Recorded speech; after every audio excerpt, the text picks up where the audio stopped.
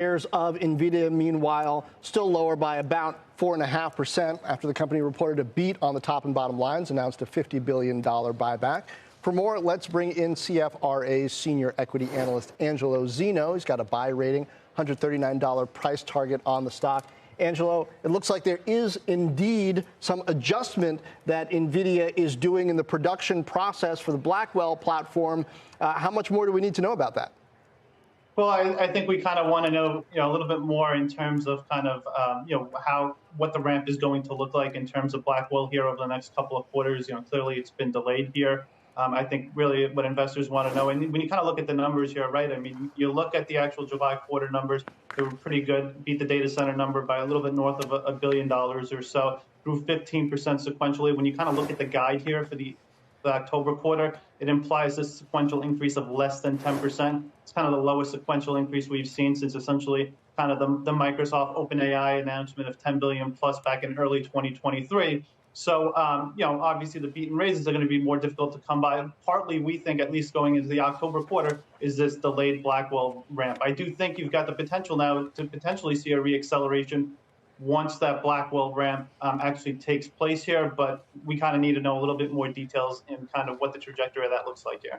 But Angelo, is this kind of like Nvidia is the U.S. women's team in the 4x400 relay? They were so far ahead that if they run one leg a little slower than they could, does it really affect the medal?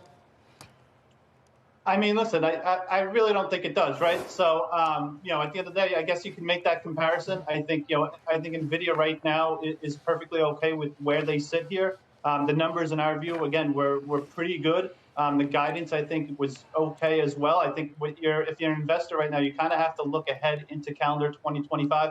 Blackwell will launch. It will ramp.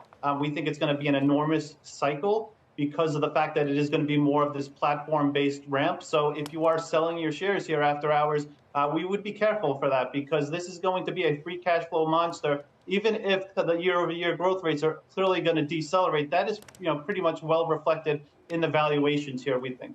And along those lines, I mean, we've seen more than 33 million shares change hands just here in overtime since this report was released. I want to dig a little deeper into this, because they also said in the release that Hopper demand remains strong. So it raises the question for me, how many folks are going to continue to focus on Hopper, even if you have a delay in Blackwell, or is that going to be deferred spending? Like, how to think about that mix?